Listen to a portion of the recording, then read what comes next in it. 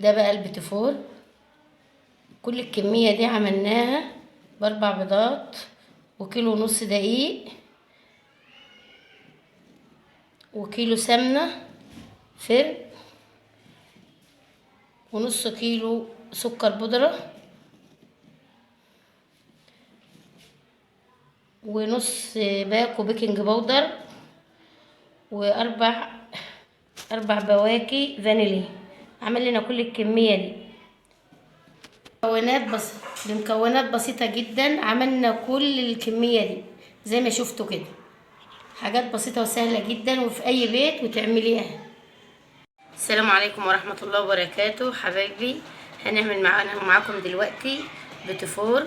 احنا بنعمله في العيد الصغير بس العيال طلبوه فاضطرينا نعمل لهم شوية كده في العيد الكبير. ده كيلو سمنة فرن.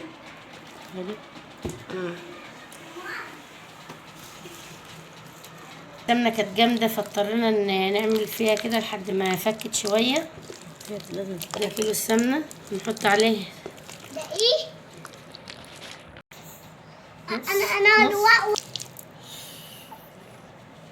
كيلو السمنة هنحط عليه نص كيلو سكر بودرة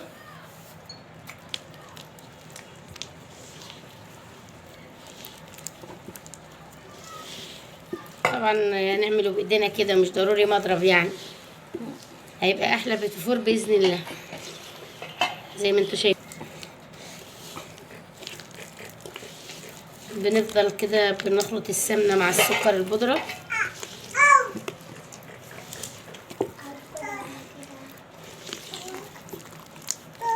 احلى بيتي فور باذن الله، احلى بيتي فور معانا.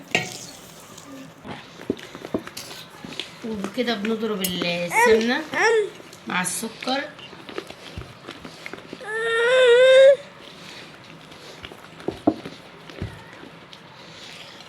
بنفضل نخفق فيه كده احلى من المضرب والله.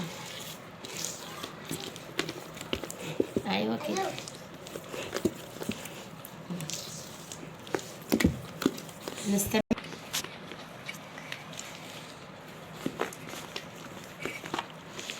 بنستمر في الخفط كده، في خفط السمنة كده لمدة بعد ما خفقنا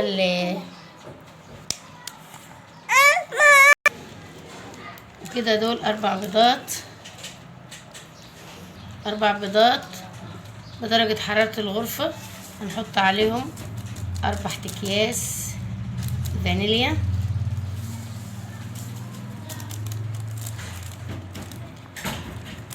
ونفضل في التقليب.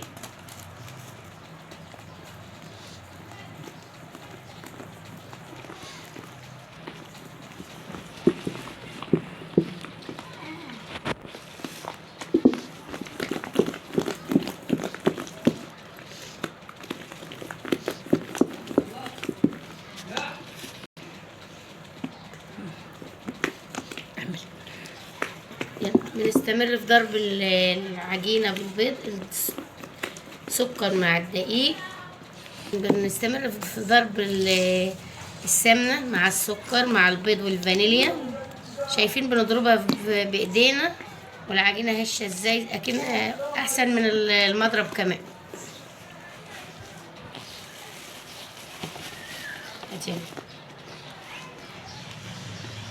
ماشي. هنضيف عليه نص باكو بيكنج باودر، نص بس. نبدأ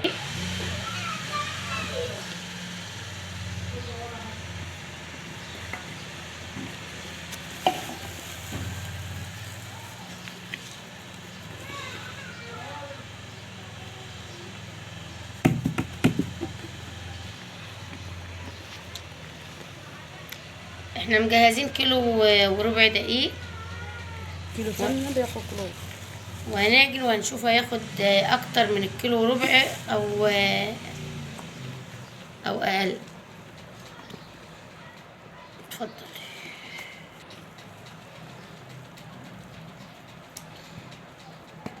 كيلو على كيلو.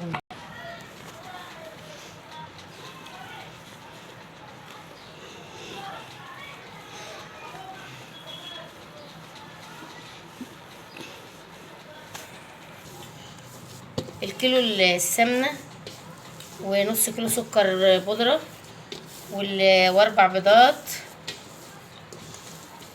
واربع اكياس فانيليا. خدوا معانا كيلو ونص دقيق بالظبط كده. في الشتاء بصراحة خدوا كيلو وربع بس، لكن في الصيف السمنة انها سايحة السمنة بتقبل دقيق زيادة. ونسينا كمان حطينا نص باكو بيكنج باودر. وكده بقى هنبدأ نشكل البيتي فور وهوريهولكم.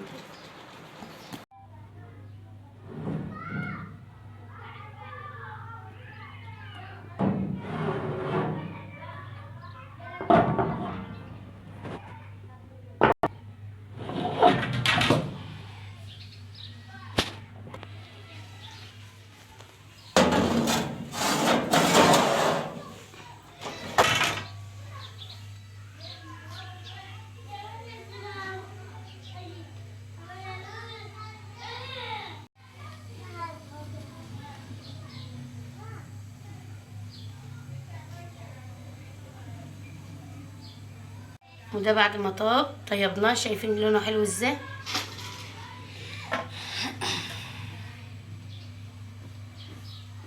جميل جميل جميل. ده بقى البيتي فور. كل الكمية دي عملناها باربع بيضات، وكيلو ونص دقيق، وكيلو سمنة فرن، ونص كيلو سكر بودرة، ونص باكو بيكنج باودر، واربع بواكي فانيليا. عمل لنا كل الكمية دي بمكونات بسيطة جدا. عملنا كل الكمية دي زي ما شفتوا كده، حاجات بسيطة وسهلة جدا وفي اي بيت وتعمليها.